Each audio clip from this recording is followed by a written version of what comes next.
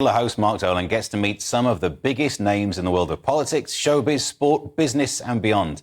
And the production team have not dropped the ball this weekend because I'm delighted to be joined tonight by a multi-award-winning chef, a TV personality who spent time living on the streets as a young man. So it's going to be a good story. But then went on to become the youngest ever winner of the National Restaurant of the Year award, featured in numerous TV shows, worked as an ambassador for the Prince's Trust, and all while managing to act as a single dad for his two children. All right, show off. Well, let's see the man himself. Jameson Stocks joins me now. Good evening. Hey. I mean, I don't know where to start this story because there are so many bits to get through. Let's talk about the food first. How did you get so passionate about food? Oh, to be honest with you, I got it from my grandparents. Right. My grandparents were good cooks. My grandmother was an amazing cook, so she was the inspiration, to be honest with you. So that was laid at an early age, so it's deep in the core. You've got that passion. I think I'm probably about 7 or 8. Yeah, pretty young. So, I mean, I suppose a lot of people will find the interesting bit of the story, whether it's the least interesting for you, I don't know, but the fact that it's not just another celebrity chef story. You know what I mean? We all get a bit jaded, like, oh, too many cooks have got their own TV shows. But your story is so interesting because it includes that homelessness part. Yeah. Is it okay that people find that the most fascinating bit, or do you get annoyed by that? To be honest with you, the most fascinating bit is the fact I'm a single dad. Yeah. And I brought my children up since they were babies on my own, you know, completely on my own, so... How do you manage that? Because I've only got one kid, and I've got a partner, and I look this bad. So how do you step up to the plate? Well, to be honest with you, they're amazing. Yeah. You know, they actually helped me. You know, they brought me through some tough times. You know, they're like my best friends, really, you know, to be honest with you. You know, I trust them, and they're just good as gold. So for me, that's the most interesting part. And that's what a lot of people find interesting. I got so many messages from single mums, single dads, single parents in general. Yeah. And do you have a support network around you? Because it does seem like such a mammoth task. Raising one child is. So raising two on your own. I've moved back to England. Right. The people who live around me have been fantastic. They helped me at school. I'm even on a mum's WhatsApp group, would you believe? I'm the only dad on there, so... Those things ping quite a lot, don't they? There's plenty of messages there. Yeah. So what was it like before you moved back then, without that support network? Tough. You know, I purely wanted to cook. That's my passion.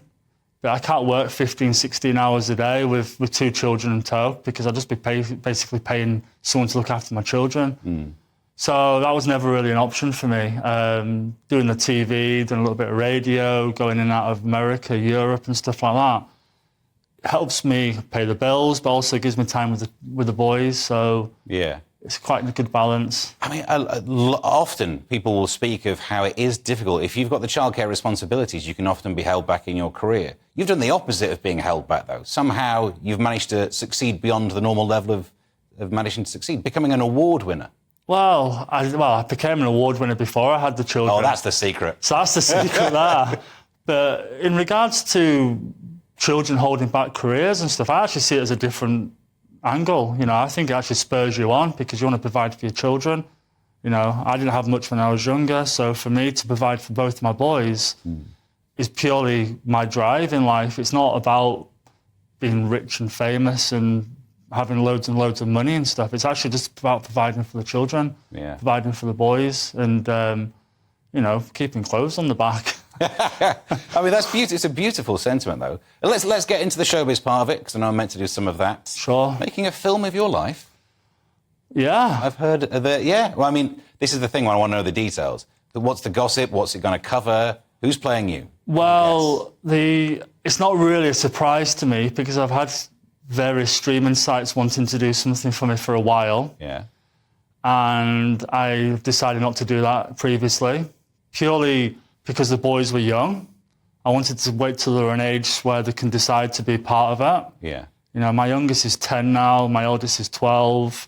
They're at an age where they can make their own decisions. If they don't want to be part of it, they don't have to be part of it. If they do, well, they will. And so that's purely the other reason. And then I said I turned down these streaming sites, and then lo and behold, Hollywood came knocking.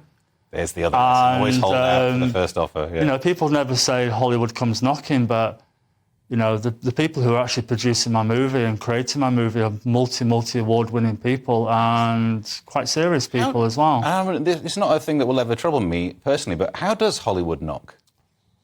Well, how do they reach out to you? What's the first thing that happens, and why do you take it seriously and not think it's a prank?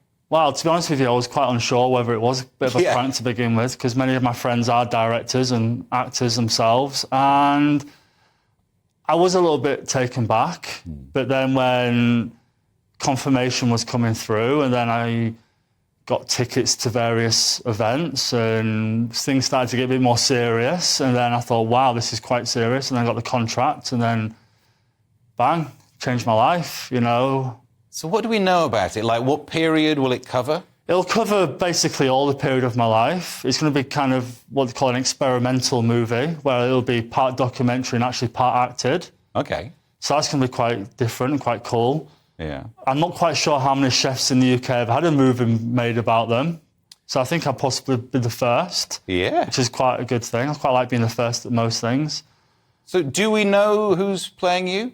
No. I don't even know that yet. I know they're looking to cast, but I'm not quite sure who's doing what. We're doing various different things at the moment. Do you get a bit of a say in who's playing you? Well, I'm hoping someone half decent looking plays Because me. that's the thing. Imagine if it's not there's any ugly actors, but you know. Well, I don't want a Cristiano Ronaldo statue kind of problem, you know. Yeah. So no, I have a say, obviously. Yeah. I have, you know, that's part of the reason why I didn't go with the streaming sites. I didn't want to sell my soul and basically give them the whole pie, basically. You know, I have quite a heavy say on what happens and what's said and what's done. But at the end of the day, it's going to be real. So. And it's almost out, isn't it? Because you're going to be off to. No, it's not almost out. It's due to be out in spring next year. Okay, but yeah. So they must have filmed. You must have. What's the phrase? Done filming. Whatever. We've done a little bit. Oh. We haven't done everything yet. We are documenting quite a lot of stuff, what I'm doing in the next few weeks. You know, I'm going to Greece tomorrow, filming for an American channel. Oh, very nice. So I'm there for a week. And then I'm back in London for a week. And then I fly to Vancouver for 4 days. So... I mean, that sounds horrible. How do you cope? Well... Yes, it's not bad. Yeah, not bad at all. But the Cannes Film Festival... I'm going to that when I come back from Vancouver. I think I'm in the UK for about a couple of weeks, filming. I'm doing my book. I'm also doing a book, which comes out in September. So I mean, it's easy to ask, how do you have time? And I don't think you could explain it in a way that I could get my brain around, because you've got so many things. I know you say that doing radio and TV gives you the opportunity to spend more time with your kids, but look at the itinerary you've just listed.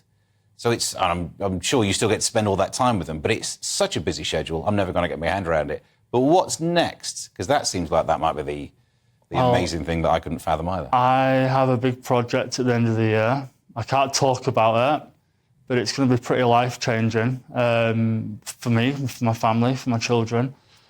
And, you know, like I said to you again, my children are at an age now where they can travel with me. Yeah. Thank goodness for tablets and, you know, and stuff to go on planes and stuff with. But you or them?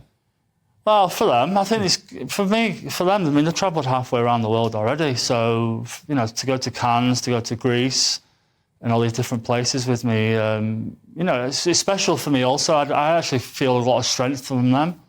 Yeah. And, you know, I'm doing it for them at the end of the day. I'm not doing it purely for myself. So do you have a message that you could say to people that would... not inspire them to do exactly the same, but to use some of that energy or find a way of being as creative as you must have been to travel the path you've travelled?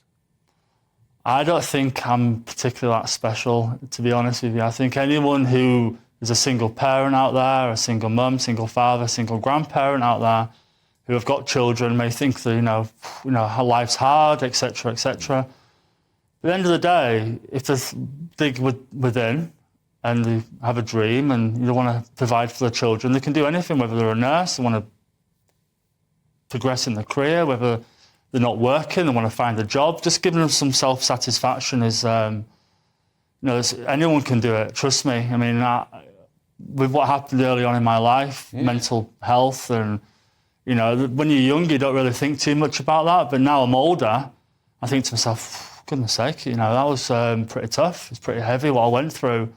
These are really inspirational words. Before you go, I should ask, what's the book going to be about? And let's get you back onto the book. Cookbook. Of course, a cookbook. Cookbook. It's going to be pretty simple for the home cooks. It's not going to be extravagant food. It's not going to be something you're going to have to slave over for 3, 4, 5 days in a row. Yeah. Do you think anyone ever cooks from those books? Is a cookbook that's that difficult surely is better on the shelf than it is on the kitchen? You know what it is? It's actually the chef's ego. It's nothing to do with actually presenting food for everyday consumer, for the housewife or single parent or people working on a budget. It's purely actually for the chef's ego. Look what I can do, and dehydrate, rehydrate, dry this, do that. And purely people just don't have time to do that. So, it's a shame we're running out of time. Otherwise, I get you to list which chefs write the books that you think are all ego, and then we could really start a fight. Well, I'm opinionated, but I'm also truthful. Yeah, but also some of those chefs do get angry, so we probably shouldn't upset them too much. But thank you very much for coming in. An amazing story, but also it's not done. This is going to carry on in amazing ways. We look forward to finding out what your big project is as well. Thank you very much.